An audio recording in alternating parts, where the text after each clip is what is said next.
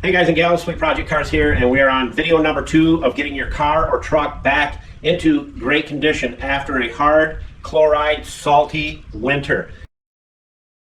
Now, this is probably one of the most important things that you can do, and it's so important that you can actually Google, does baking soda neutralize salt? And if you do, click show more after it brings up the AI part of it. Click that and you'll actually see our video on there, but I'll put the video link in the description with the tools. I can't tell you how important this is to do because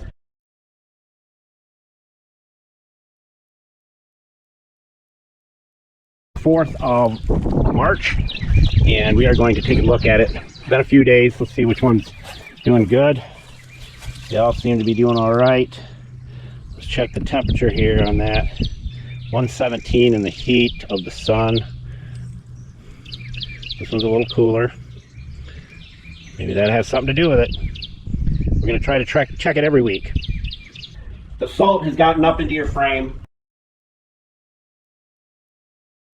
It's gotten up into every crack and crevice that you can possibly think of. And the only way to neutralize that is to use this mixture and this process. So let's get cranking right now. Julio, tell everybody where all the tools are at. Thank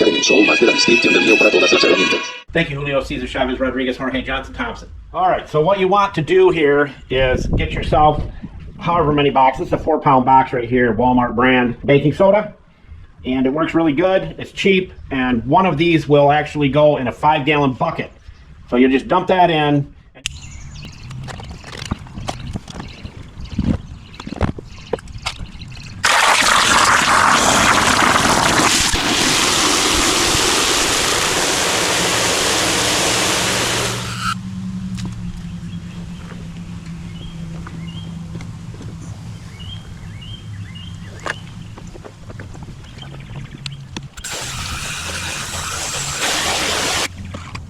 And you can seal it up so that you can use it later. So just use this in a 5-gallon bucket and let it set for a couple hours. Stir it up until it's all dissolved. To get out cheaply, you can use a spray bottle like this. These are one of the best. I've had this one forever. It still works like a charm.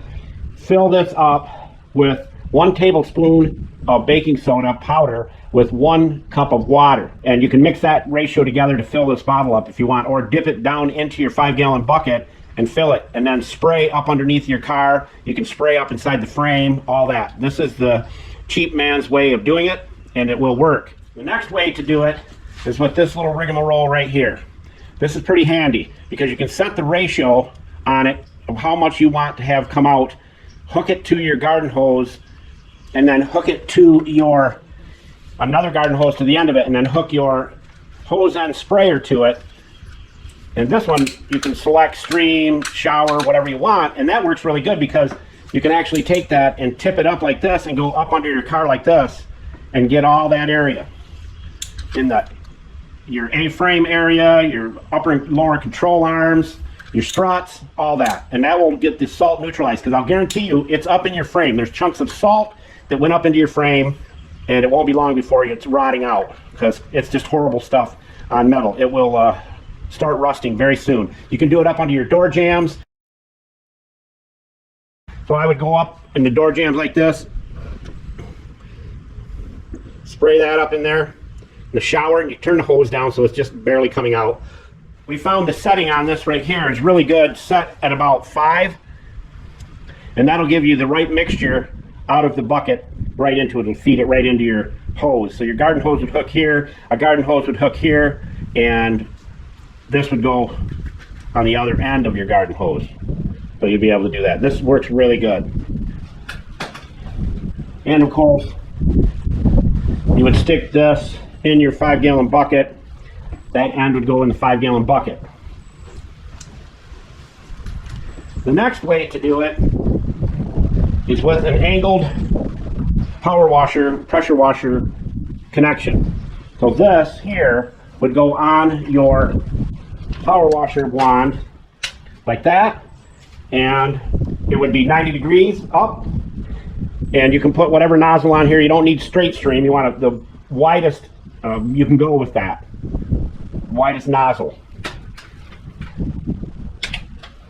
The other tool you can use is this angled power washer tip, and it has an adjustment right here so you can go at any angle you want. You can pull that pin out, go straight, turn it however you want to turn it, so you're not turning your arm a lot. So I would hook this to the end. And for those of you that put tips in, if you wonder why we can't get them in there and you pull down, and you got to pull this down first, put it in, and then fully release it. Make sure you keep these greased up with your Planet Safe, and they'll work great for you. So this right here, this would go like that. It'd go up underneath. If I need to get further back, I can pull the pin, go at that angle, 30-degree angle, 45-degree angle, or I can use it as a straight 90.